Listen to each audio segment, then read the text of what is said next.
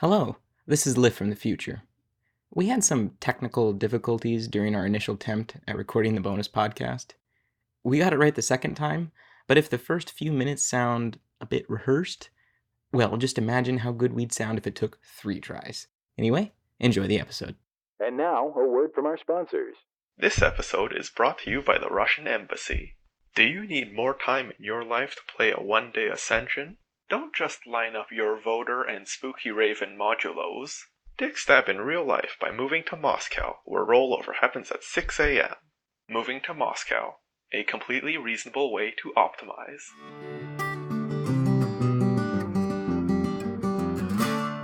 Thanks for joining me, Gausie, again. Oh, thank you for having me again, Aenimus.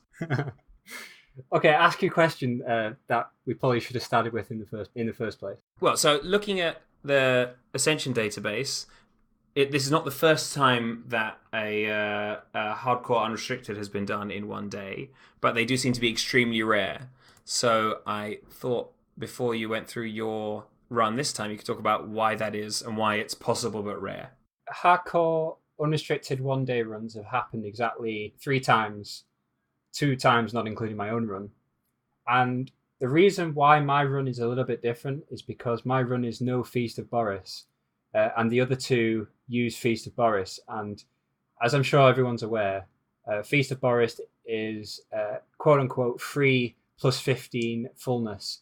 Obviously, it's not quite free because you have to deal with those wanderers every 25 turns or whatever the average is. But you do get that plus 15 fullness, which, let's say you're getting around 7 per fullness, adds up to quite a lot of turns, over 100 turns. I've proven that you can do, well, obviously proven because I've done it, that you can do unrestricted one-day hardcore without Feast of Boris. So that means that any day of the week, as long as it's a 2 clover day, but it's probably possible without 2 clover day, but we'll talk about that later. One day hardcore unrestricted is possible.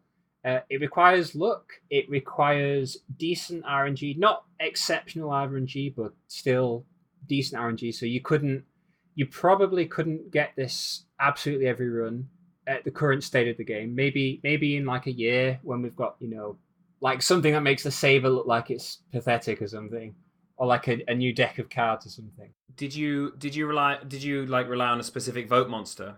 No, I don't even remember. I think it was slimes that I had, which has absolutely no benefit at all. The only vote monster that actually helps is Ghost, I assume? The Ghost, but not for the reason that you're thinking of. I assume, when I say the reason you're thinking of, I assume you think because it makes some pretty good food and booze, right? Yes, but is there like a ghost effect or something?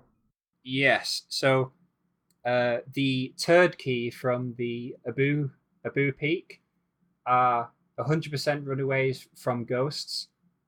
So, in theory, you would get 5 turd keys when you're fighting your 5 Abu Peak monsters, which all drop the turd key, and then you would use those turd keys to run away from 5 angry ghosts in a run, and therefore saving 5 turns. Yeah. Yes. So 5 delay burn somewhere.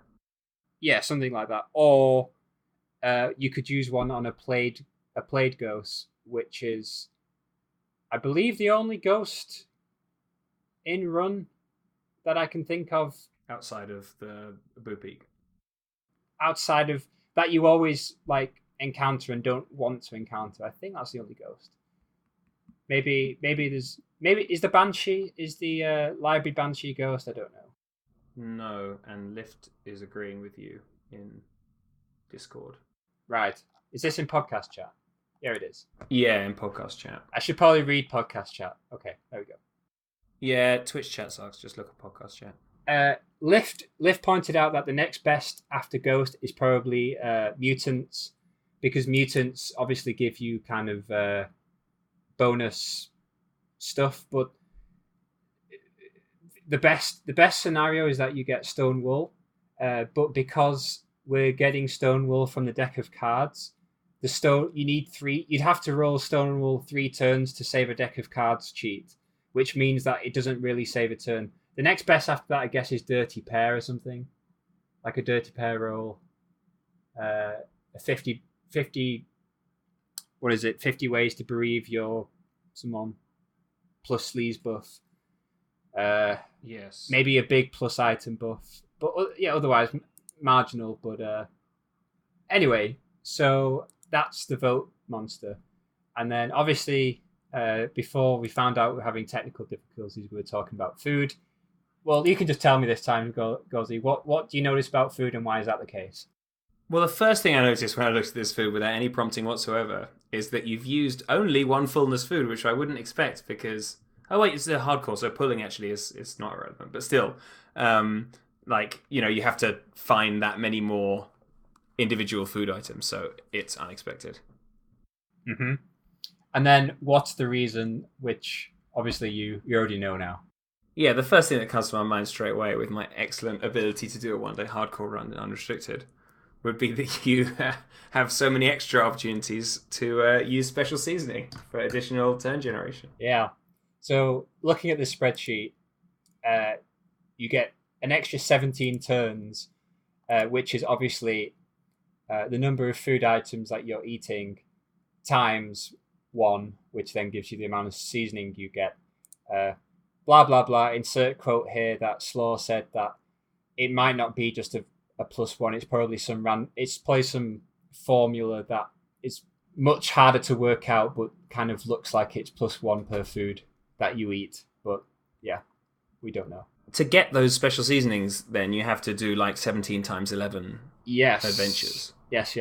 Which means that it's hard to time, I guess. Well... Or I guess if you've only used 2 mooks of magnesium, then I assume it wasn't that hard to time. I had to eat in two different two different times. Like I had to eat.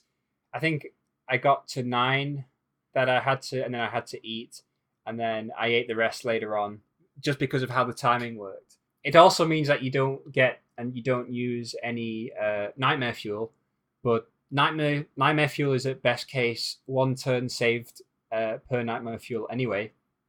So that's the reason that we don't use nightmare fuel.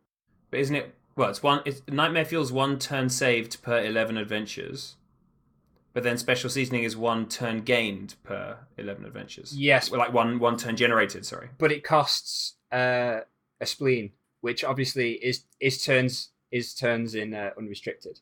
Yes, of course. So for spleen, obviously the best spleen item is the prismatic wad, which is 2 per spleen. And the way you go about making those is basically you hand in your coins at the war and then smash the stuff, and then it's easy mode. Like literally all the wads are available freely from the coin generator person. Like fire poi for the hot wad, etc. So really, really easy to kind of make those. And then on this plan, I've got miscellaneous spleen, and by miscellaneous spleen, I mean, like your Groose Grease, your powdered gold, those kind of items which come from the old spleen Mr. items. But I didn't actually use that in this run. I actually went for, funny story, which we'll get onto. I used stench jellies and also I think it's Cup of Activity. Is that the spleen tea? You had Vitality. No, I wanted to. Oh right, no, that's the. Oh right, cool. That's the interesting part. So I wrote myself a script to do my turn 0 for me, like getting all my stuff and things like that. And I misread the Mafia command, because the Mafia command says it's tea tree, then shake, then name of the tree. And I thought that was all one command, not tea tree shake was separate to tea tree, okay, then the tea. So I ended up shaking my tree instead of picking the item that I wanted, and I got a cup of craft tea, a cup of activity, and a cup of serendipity, which is actually not too bad, all things considered. It because the cup of activity is about 4 turns, 2 turns per spleen, which is okay. but the veracity would have been, I think, plus another +3 on top of that, or +4, because obviously your stomach is worth milk of magnesium and seasoning, and then obviously the items base turn gen. But yeah, so I shook my tree by accident. It wasn't serendipity, and I didn't even do that to use the tea. But like it would have been better to do it properly. Like you didn't just stumble upon an even better like strategy. Yeah, I was lucky that I didn't get like terrible teas. I got teas I could use, but at the same time, I would have gained more turns had I been able to. I think in the end it would have been a sobriety, and the way you pick either sobriety or veracity is whether your daycare, boxing daycare, gives you a food or a booze item. Mm-hmm. And I got neither actually. I got the body spradium, which is absolutely useless in this run, sadly. But that's what I got. So, if for example I got the glass of raw eggs, I would have gotten a veracity because that means I had one +1 food item that I would not have had. And then if I got the what's it called, the rabbit punch, then I would have used the punch drunk punch. Yeah, I would have gotten a sobriety. So going back to the food, like one main issue which you've said is that it's really, really difficult to get 17 one fullness epic foods, because the game has a lot more epic booze than it does epic, or good, I should say, good one epic fullness foods. Like your choices are basically jumping horseradishes, which you might notice I eat 9 of those. And you may be thinking, well, how do you get 9 of those? Well, the answer is digitize. So my first digitize is on a knight, and then I get that 5 times. I fight 4 natively, and then my other last witchess fight is against the queen for the Moxie helmet, and also because it gives plus non-combat. Which brings me on to the class, which is Accordion Thief. And Gausie, do you know why it's Accordion Thief? No, but I know this is particularly embarrassing because I think you told me at some point. So I'm going to go for an answer which I know may be slightly right, but also is definitely not what you're talking about, which is that it gave you the right Meteorio or whatever. Yes. So the Accordion. Oh, is that right? It is. The Accordion. Hell yeah. The Accordion Thief gives you 2 Meteorios, which is obviously 2 one epic fullness items, which is good, obviously. There's another class which does that as well, which is, I think, Pastomancer. But the reason why Accordion Thief has the edge over Pastomancer is because this is like a history lesson of all the old items of the month. There's the Barrel God Shrine.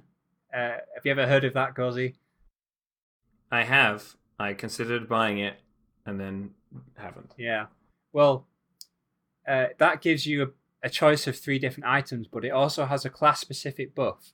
And the Accordion Thief buff is basically, it's like Ode, but it's exactly like Ode, but it's only 50 turns, and you get 1 turn per 5 turns of the buff, if that makes sense. So it's like a slight... No, what do you mean by only 50 turns? So you get 50 turns of the buff, and then for every 5 turns of the buff, you get 1 turn extra from the booze you drink. It's like, and it works like Ode, like it diminishes the effect.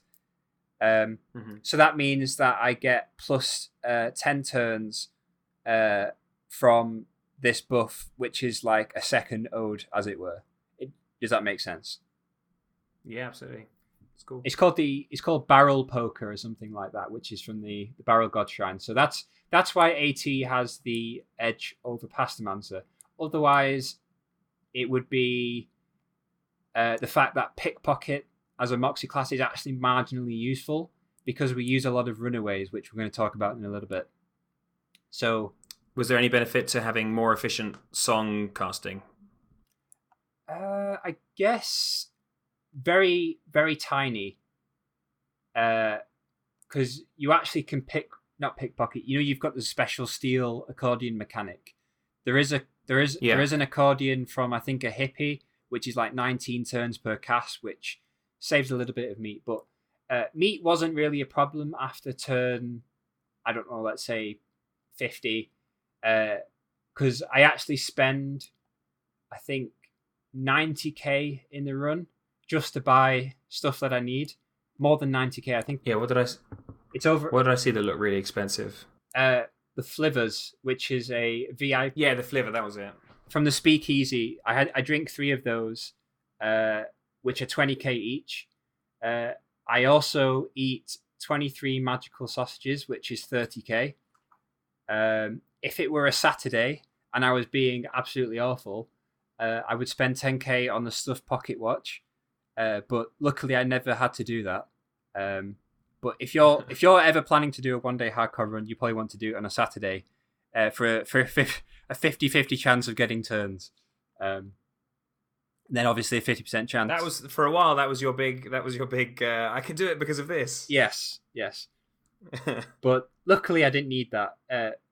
I must note though that I had literally no turns remaining at all.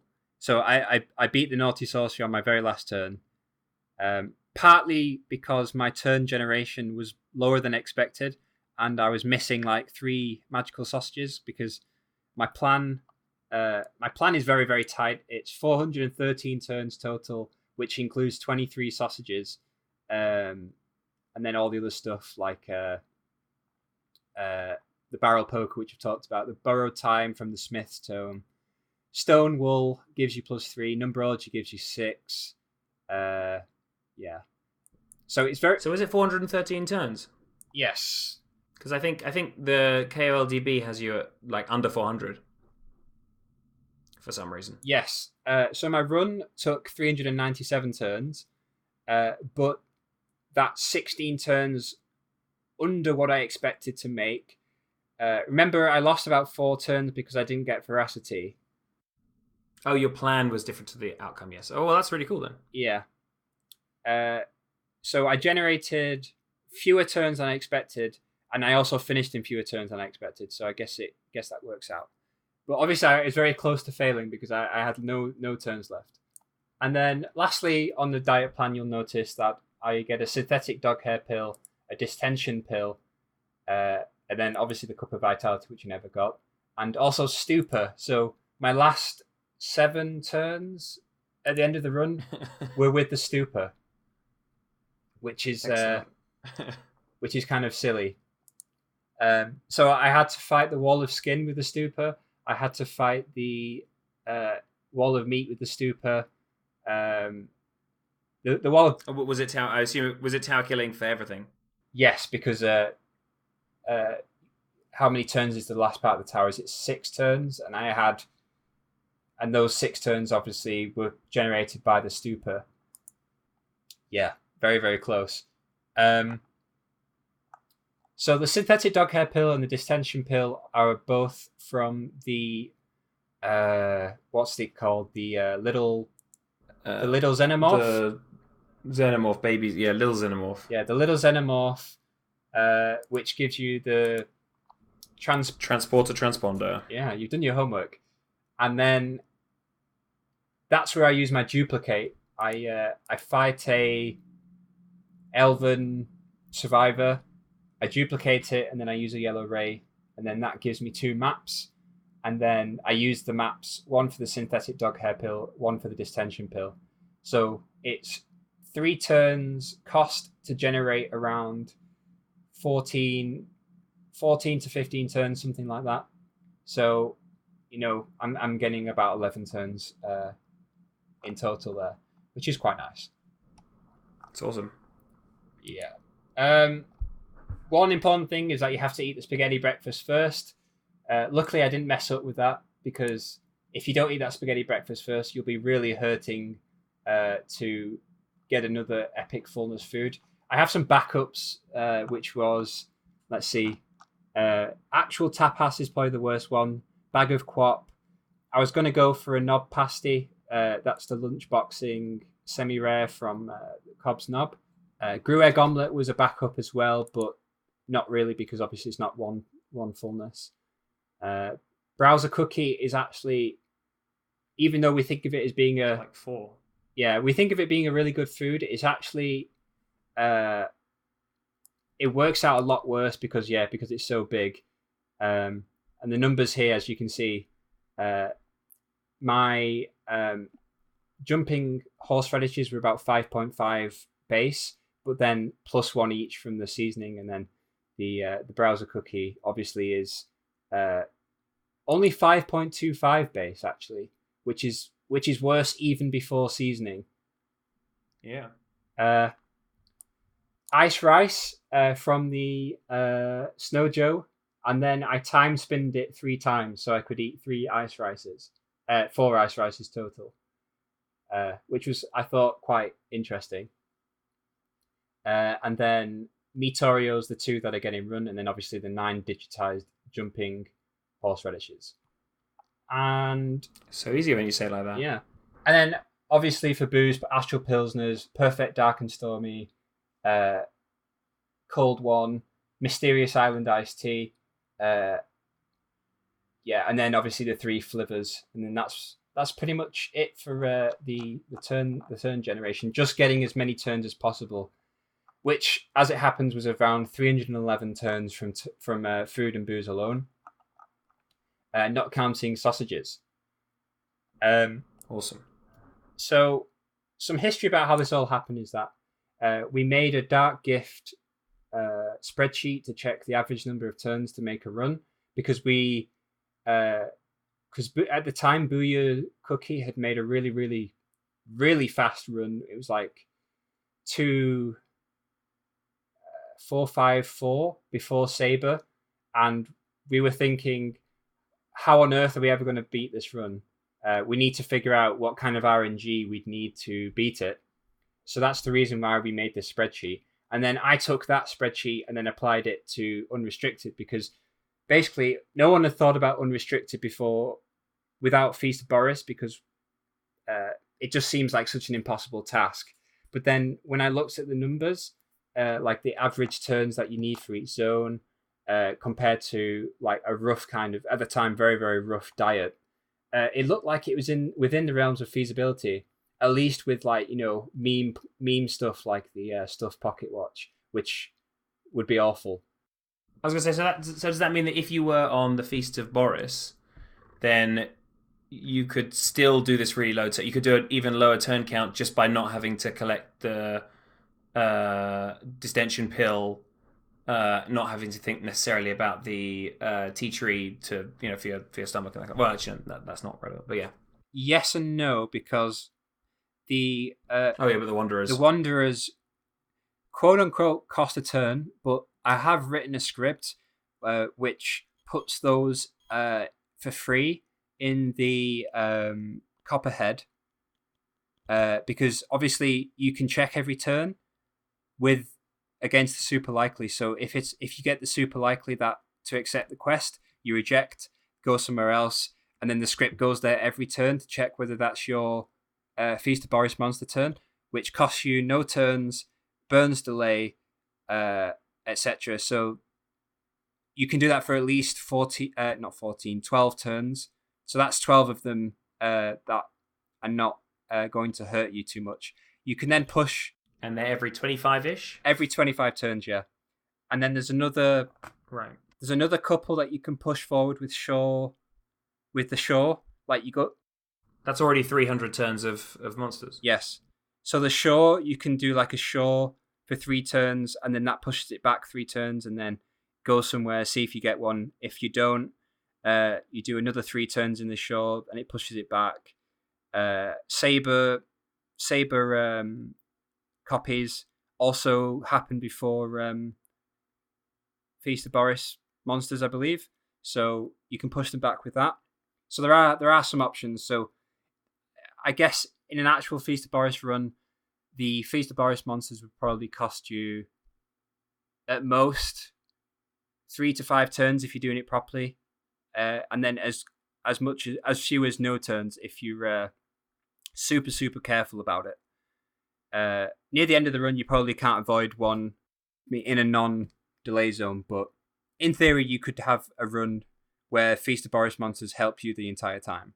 The reason why this run obviously didn't have Feast of Boris, and it also, as you may have noticed, was a 1-day clover. So this is the part where I admit that I did something which is not public to make it look like to basically get that clover in a way that shouldn't be possible. In other words, I used a bug which people don't know about, or very few people know about, but just to simulate a 2 clover day. So it's not as awful as it sounds. And I told Slaw that I asked Slaw's permission to do it, and then I told him that I did do it. And then he banned you. No. So if Asymmetric are not happy with that, they can asterisk the run, which means that the run is like this person did something they shouldn't be able to do. But the fact that I lost so many turns in my turn generation plan, and I was just basically simulating a 2 clover day, I don't think it's that egregious. But if they ever do plan to asterisk it, fair enough. But it's... Are you going to say what the bug is? No, and I can't. Okay, that's fine. Yeah, I'm not allowed to talk about that. Okay. The only reason I use this bug is, like I said, to simulate a 2 clover day, and also the fact that it's unrestricted, and it's not, there's no leaderboards, there's no... It's just a stunt run. There's nothing to gain from this run apart from to prove that it's possible, and it's possible without the bug as well. Yeah. Yeah, and I think Jick in the podcast that he was on, maybe of this one, said that he didn't like the discrepancy between 1 and 2 day clover runs anyway. Yeah, it's painful for a run to have to fall on a specific day. I think that should be removed from the game. It's a little bit sad that Vote Wanderers we're going to have Vote Wanderers for the next 2 years where it matters a little bit, not too much, but it does matter a little bit. Hopefully in the future, the game is based on you can ascend on any day and it will be as likely to be as good as any other day, something like that. Yeah. Orumbos is asking if when the bug is fixed, you'll tell people what it is. Once the bug is fixed, I assume I can talk about it. There's actually another bug which saves a lot more turns, but I also can't talk about that, and I didn't use that either. But that would have saved a lot more turns as well. I think you should go for another 1-day hardcore, but this time with the cool boys asterisk next to it. You mean just use all the bugs I can find? Yeah, it sounds like a funner run. No, because Slaw wasn't happy that I even did the first one. Used this bug in the first place. But at least I was open about it. That's the point. Anyway, the point being that you can definitely do this run without the bug. Just ascend on a 2 clover day. And that's, pretty much all you have to do. Because then you can get 3 clovers with a bug. Smart.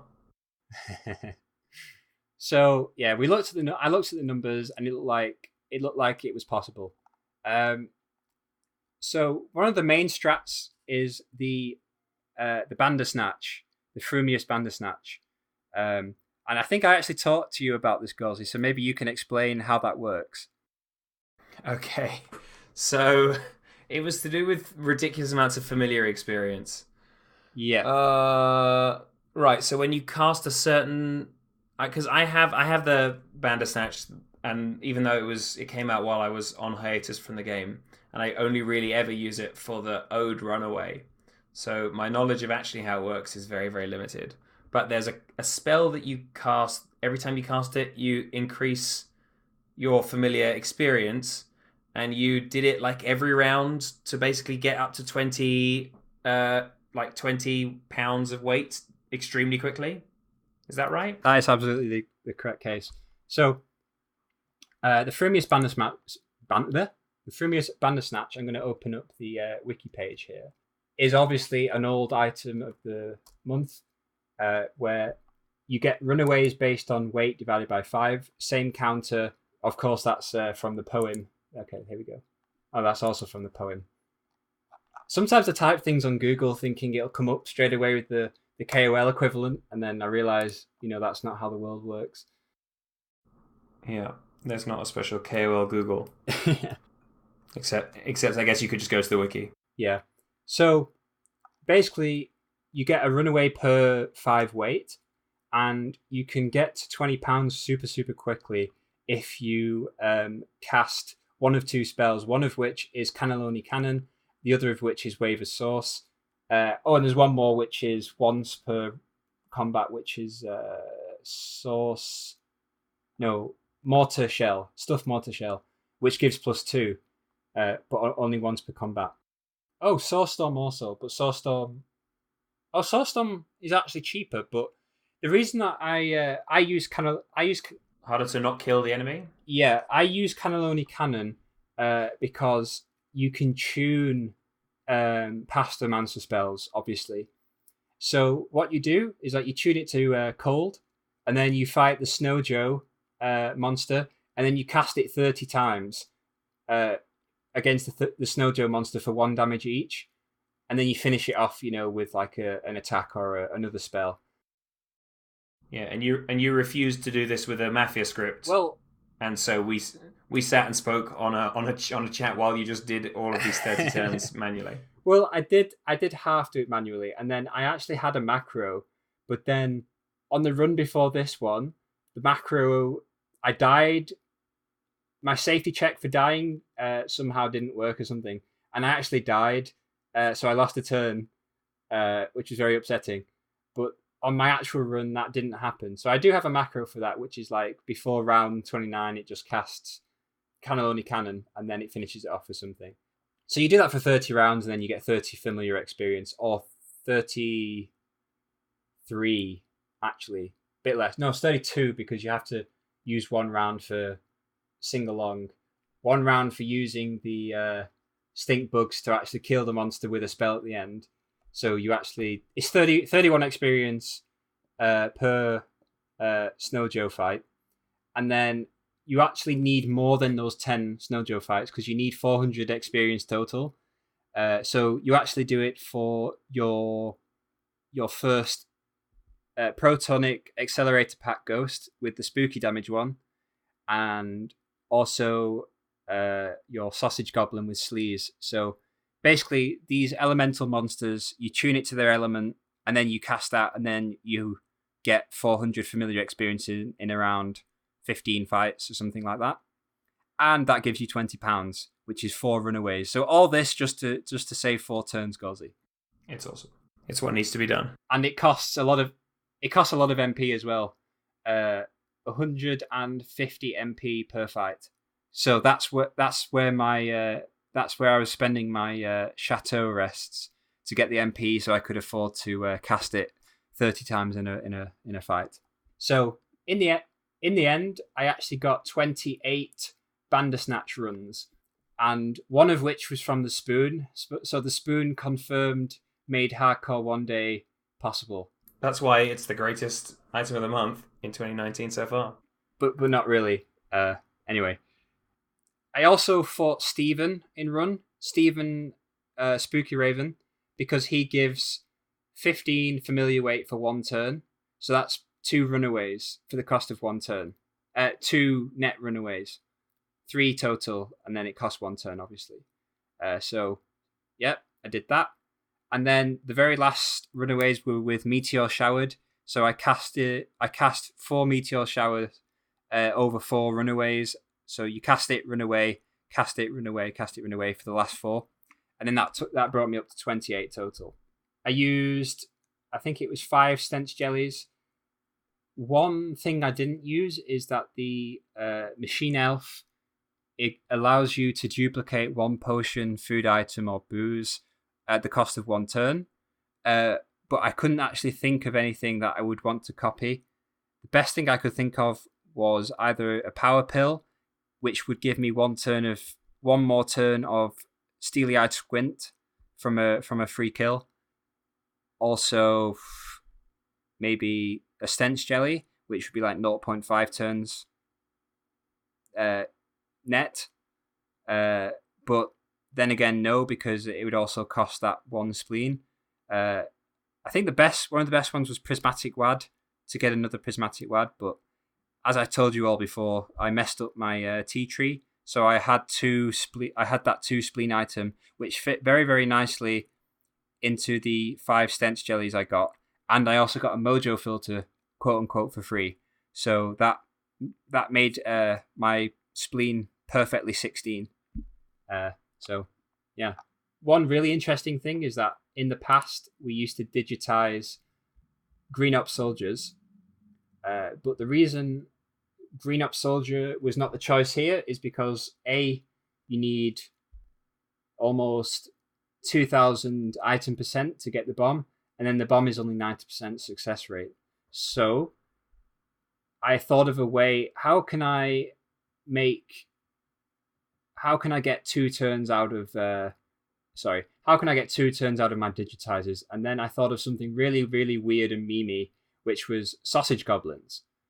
So sausage goblins are obviously a free fight, so that's -1 to turn count if you put them in a delay zone, and then they give you +1 turn. So I was getting about 15 sausage goblins naturally in a run, 14 to 15, and then digitizing 8 to 9. So 1 round of 4 and then another round of 4 to 5 for a total of 23 sausages, which is obviously 23 turns. Wow. Yeah. Now, this was particularly painful, and I actually had to make an alias on Mafia, so that, because the tracking, as you can imagine, screws up. If you digitize a sausage goblin, it thinks that it's a natural sausage goblin, so then it messes it all up. So I had to change it. Right, sorry. So Mafia thinks it's natural, but it doesn't affect the actual. It doesn't. The actual spawning of it. Yes. So Mafia thinks it's natural and thinks that it affects how a natural one would, but in reality it doesn't. So if you digitize, for example, if you wish for a sausage goblin, then digitize 10. Your next turn with the Kramko will still be a sausage goblin, like it was the first one, if that makes sense. Yeah. So, yeah. So how are you fixing that? Oh, I made an alias so that every time I got a sausage goblin, I made the alias and then it would change it back to what it was before that fight. A lot like scripting helped so much in this run. Like a lot of fiddle I would have had to do manually was solved with scripting. So I recommend scripting if you can script or learn to script. Big fan. I'm meant to be scripting right now. I'll talk about the last few kind of resource things. Deck of cards was obviously like a key, 3 stone walls, and then lastly 10,000 meat. The 10,000 meat could have been +3 turns in Ancestral Recall, but I think 10,000 meat is actually just better than the 3 turns. But if you were absolutely nailing turn gen, in theory you could go for those +3 turns, but you would actually lose a little bit in terms of not getting your bumper banish immediately, sort of thing. Speaking of which, bumper banishes were tight, like using them as soon as the last one was up. All in zones that you need the banish. I think then a couple that were just straight up delay burns. I used my saber force fights on lobster frogmen to save macrometeorites, which looked like it was better than using them on grops. So I used a port scan, macrometeorited, used the saber, fought 2, used the saber on the 3rd, and then fought another 3 lobster frogmen. So I spent 1 macrometeorite, 1 port scan, which obviously isn't really a resource, and then 2 saber things on lobster frogmen, which I think might be the best case, one of the best uses right now. I thought it wasn't, because I was still kind of in the frame that grops were like be all end all, but now with the nerf, grops is just a lot worse than I ever anticipated them being, because they're not even, obviously there's the 90% chance that the 10% chance is makes it really iffy. So, and then the fact that you have to spend, yellow rays / 2k item drops / free kills to guarantee those bombs. It's there's better uses for saber, And Lobster Frogmen, I feel, is one, and it also saves you macrometeorites, I think, which are quite valuable, especially in the 3 monster zones. So yeah, so I was going to say, so what were your macrometeorite targets? Basically, just wherever I needed. So in a 3 monster zone, if I didn't get the monster I wanted, I'd macrometeorite first, and if I didn't get the monster again, soft banish. Yeah, soft banish, and then the next one I would banish, and then hope that the third one, due to the queue, would be the monster I wanted, and if not, then obviously I'd macrometeorite again, or banish depending on how many I needed or whatever. Lift has asked a question in the chat, which is also something that I was thinking, which is if you could go through your familiar usage priority. The big one was Nat, and the reason that Nat was a big one is because I wished for what's the female version of the... I usually wish for skin flutes. Camel toe, yes. Yes, camel toe. I wish for a camel toe, and then I used the romantic arrow from the reanimated animator for +3 copies, for 4 total, which gives you exactly the number of stars and lines you need to make the richest star key. I did that, and then that meant I didn't have to open up the... did I say digitize? No, you said a fire romantic arrow. Oh. Yeah, so it doesn't matter. You didn't have... So that means you don't have to open up the hole in the sky. The reason, because the Nat, obviously, you get the demon summon, and then if you're level 12 when you use the demon summon, you get a free star chart, which was a problem in itself because I was leveling extremely quickly. So I had to use a bunch of hot dogs, and then the last hot dog I used, they're called crappy hot dogs, and they make you lose stats at full fullness. Yeah. So that was a problem because I wasn't right. So you needed to get to full fullness. Yeah. But to do that, you needed to get 300 turns in through special seasoning. Waiting for them to come. Yes. But then you also needed to not be at level. You need not be higher than the level you needed to get the right. Oh god. Yeah. It was awful. Yeah. So I actually only barely made it because by the time I had 15 fullness, I was almost level 14. This was running no monster level after I needed to as well. So level 14, and the last hot dog I ate gave me minus 4k stats. So if I ate another one, it would have been minus 8k stats, which would have meant I would have been 2 underleveled. So luckily, the minus 4k stats meant I had around 60 substats I still had to lose. So then I PvP'd for 10 fights and fought the person on the hill and lost 10 times, and then lost almost exactly the number of stats I needed to be able to summon at level 12. I was like level 12 with like 2 substats to the next Moxie level to get to level 13 by losing those PvP fights. It was super close. It's amazing. I like the PvP. Losing PvP was part of the strategy.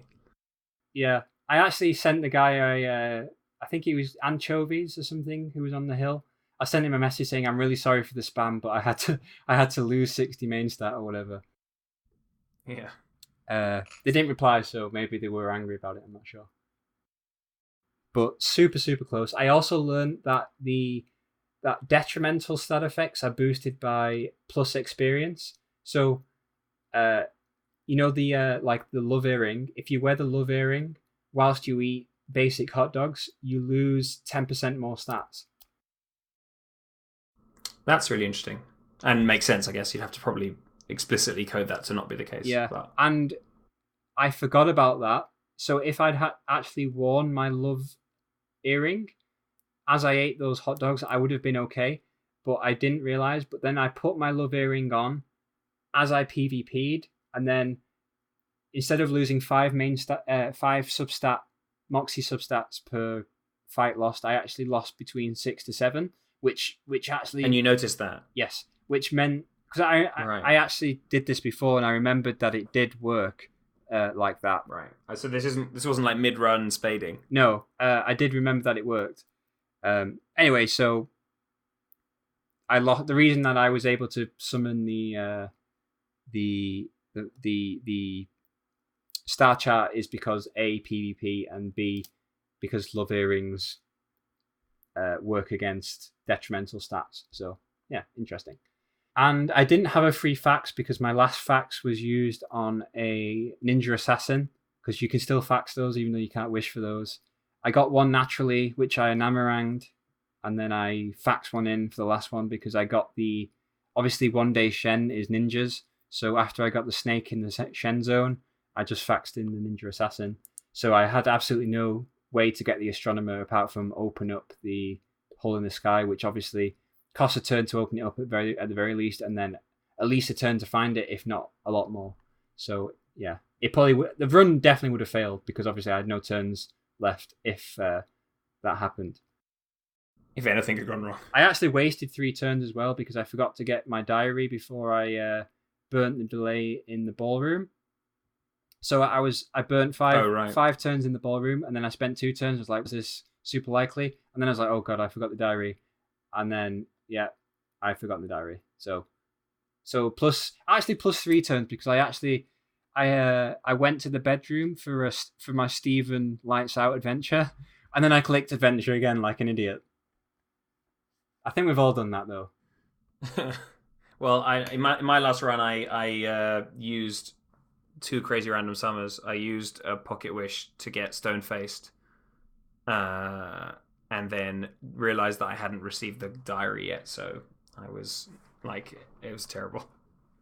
Yeah, with the Black Forest to go. Oh, as well. and then yeah, and then I used another one after I'd done it, and then realized I had less than 3 turns left.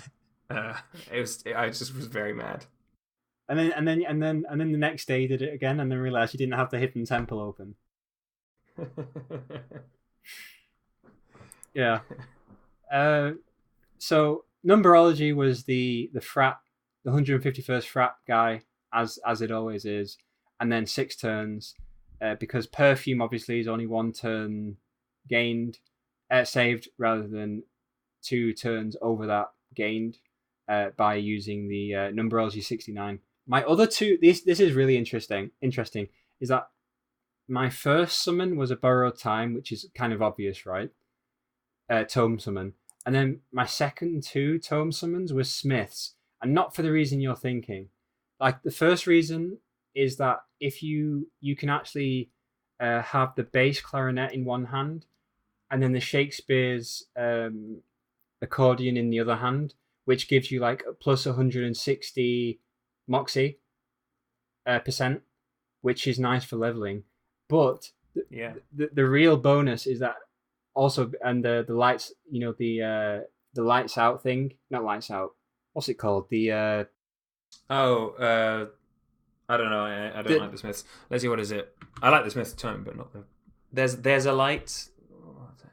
The light that never goes out, I think. The light that never goes out. Yeah, which is like plus 35 item drop or something in your offhand, which is quite nice. Which actually matters at the end of the run, where you just about scrape 400% naturally to get like the ratchets and stuff.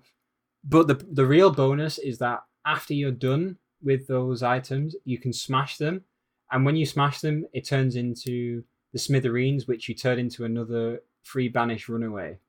So right, of course. So the Smiths gives you 1 smithereen per summon, which is 1 free runaway banish, and then another from smashing. So Smith turn saves you 4 turns just from the items themselves, which is a kind of a niche thing, which was quite nice, I thought.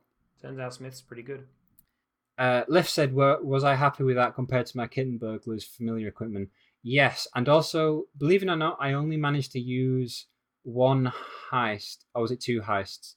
I used 2 heists, but I actually had a 3rd one and nowhere to use it. Your KOLDB has the Cat Burglar as your number 1 familiar. Yes, I had it on for the whole time after I'd finished with Nat, and after I'd finished with there was another familiar I had to use. The angry young man. And the reason I used him is for white pixels, because you can use the psychoanalytic jar on the crazy pixel guy, The guy gives you the continuum transfunction, which opens up the pixel zone, which gives you not ghosts, white skulls, which are like ghosts. So they give you 5 white pixels each. So that's where the majority of my other familiar turns went. And then I just used the kitten basically the whole time that I wasn't using anything else. Oh, and another thing about the Nat is that as well as the summon, you get the malware for the fat loot token. Yes. So that costs 150 bacon. And where are the keys from? One from the DD naturally, and then one from deck of cards. And that, like, bit of trivia is that on that day the DD was really, really bad. It was the worst DD you can get, which is 4 fights, none of which were in between using the gelatinous cubes items. Right. Because if you're lucky, you can get 1 to no fights. If the fights are in the floors that you skip between the doors that you skip, yeah, exactly. Yeah. Another tome summon that I would have considered was using the familiar jacks, obviously on the burglar, the kitten burglar, or cat burglar, whatever it's called, but also on a moo, because if you use it on a moo, you get plus 10 weight, plus 25% item drops. But I was already going for pet sweater anyway, so it wouldn't really matter. What was your third key from, by the way? So DD, malware, and deck. I was thinking about how ways you could like really look into a run. So obviously the stuff pocket watch, but also if you shook your tree and got a veracity, a sobriety, and then something like a serendipity or activity, like that saves you. I mean, that generates a bunch of turns. Obviously, you'd have to be very, very lucky. You also can numberology -1 drunk. I think that's a 1 in 4 chance. So you could actually do that as well. Wait, can you? Yes, but it's 25% chance to get -1 drunk, and then a 25% chance to get either 1, 2, or 3 plus drunk. Right.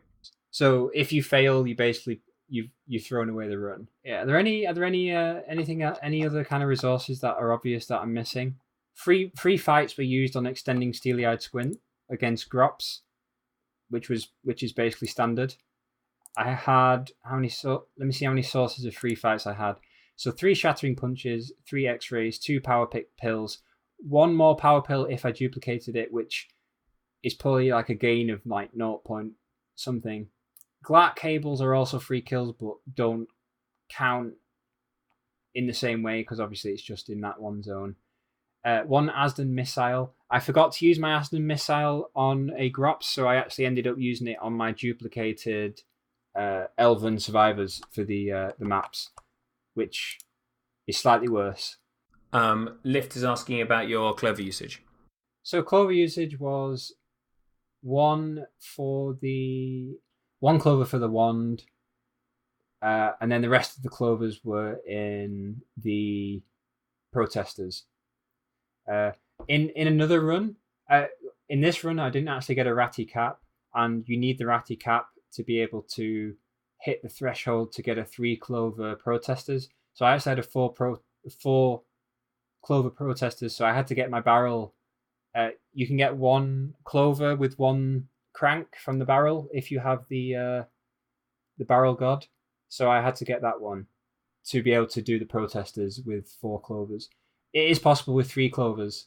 What did you have in your garden? Thanksgiving.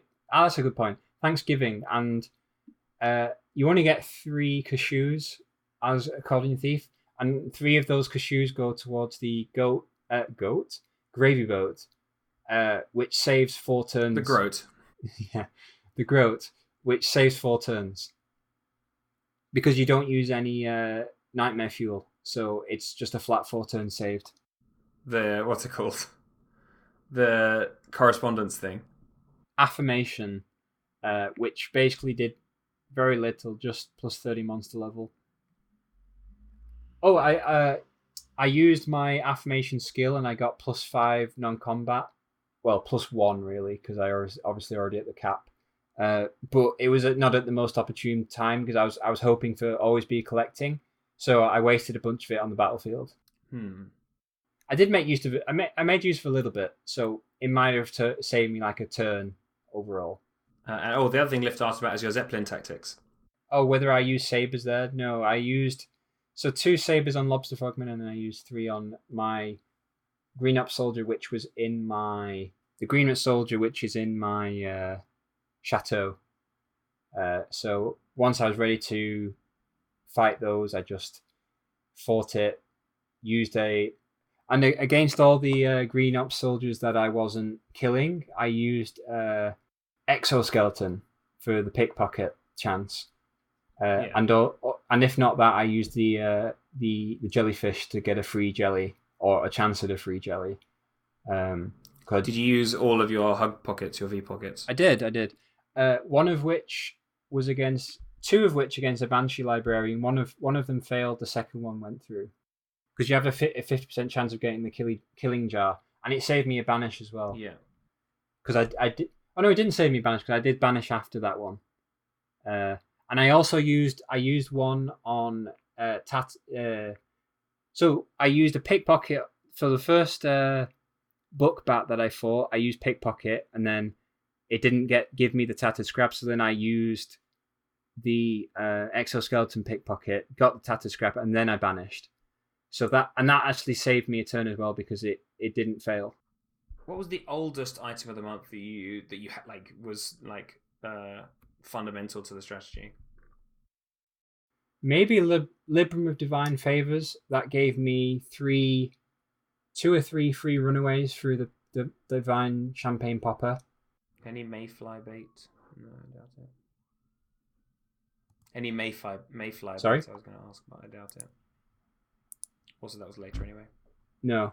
Yeah, so the Libram of Divine Favors was the oldest thing I used.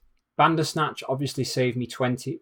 It was more like 24 turns because the last 3 to 4 runaways were not that great, which was an absolute pain to manage as well because you basically couldn't use your runaways until you'd beaten Steven, and you needed to burn delay before that point, but you couldn't use your buffs because you need all your buffs at the same time to get the max number of runaways. So that was an absolute pain to manage. Yeah. And you can't get Steven until turn 247 or whatever it is.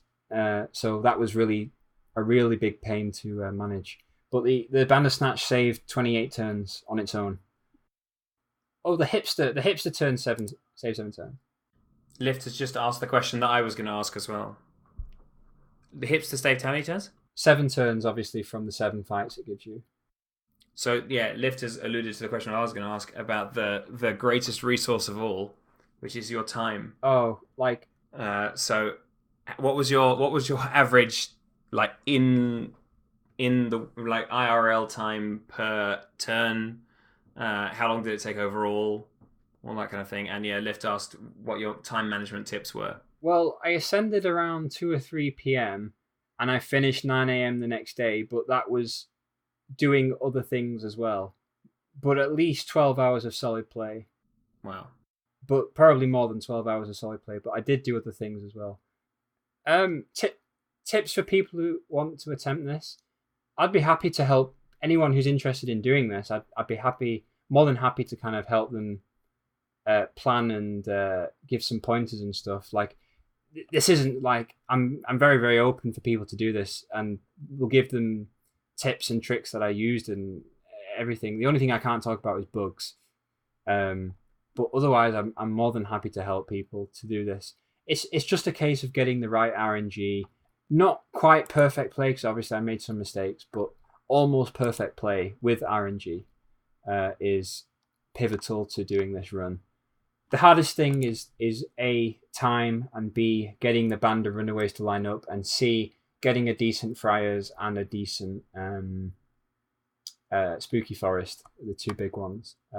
And funny story, you can get 36 plus non-combat almost trivially, and plus 35% whenever you want. Wow. Yeah. Kind of crazy. That makes sense. Yeah.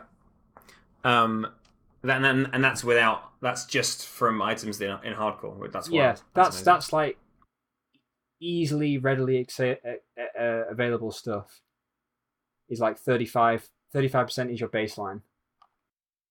I mean, I don't think in my own aftercore I can get to 36 easy, like including all the items that I have. So that shows the difference between our kind of resource pile. Yeah. But that's crazy. I don't think there's anything else very interesting to talk about. I'm just having a look through these items in the month.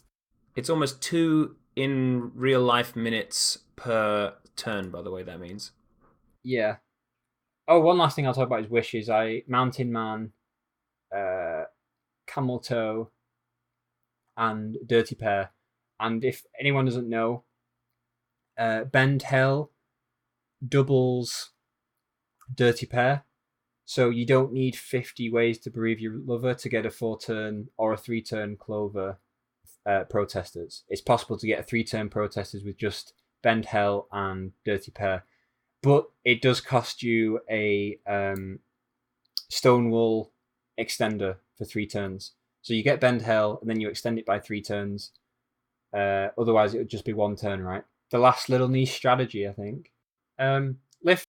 Well, I was going to say, so do you think you might try and beat it?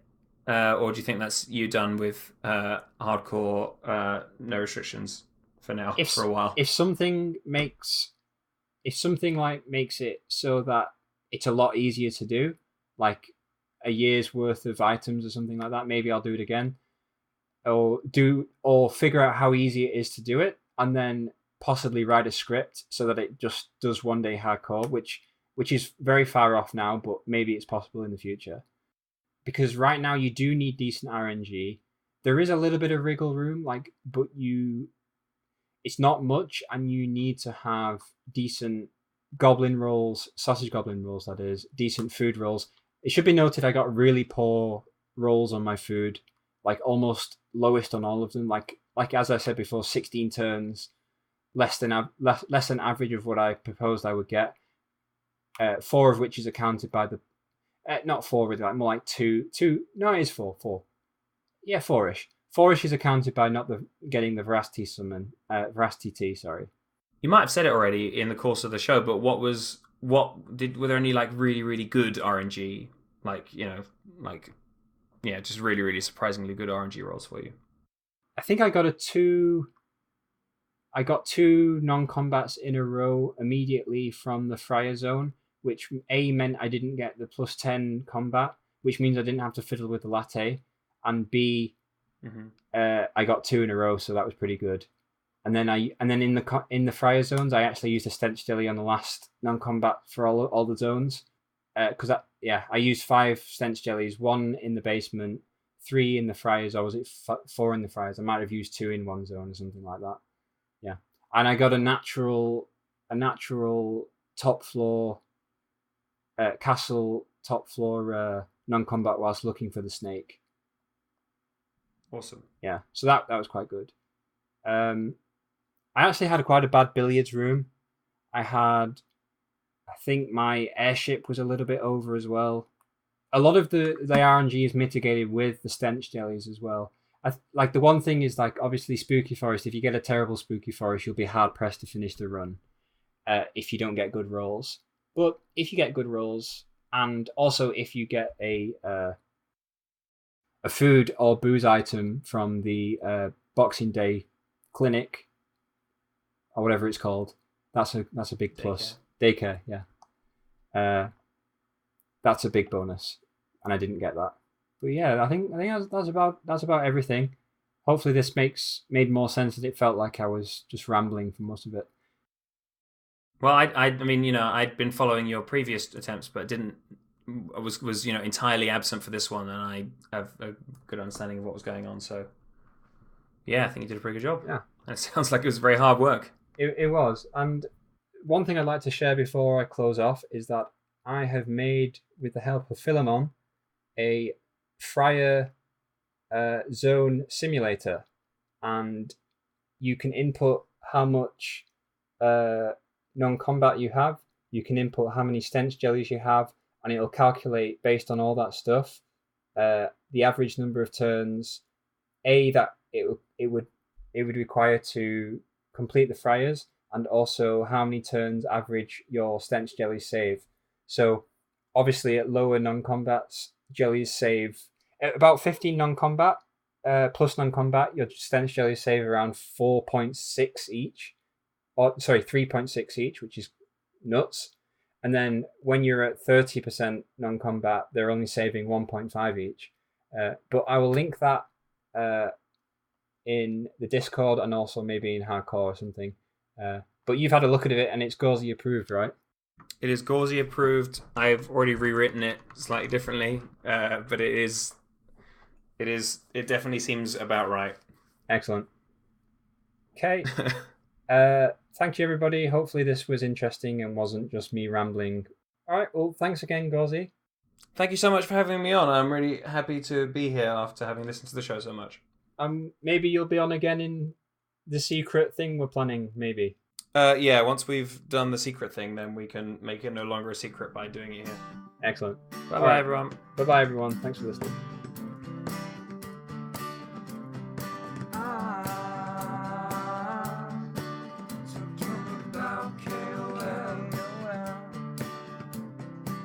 And Gausie pretending that I was being interesting.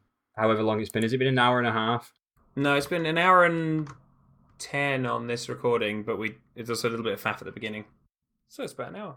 Can you send it to Lift? Also, hi, Lift. Hello, Ain. Hello, Gausie. Sorry I couldn't make it to the show. I will definitely be there for the next one.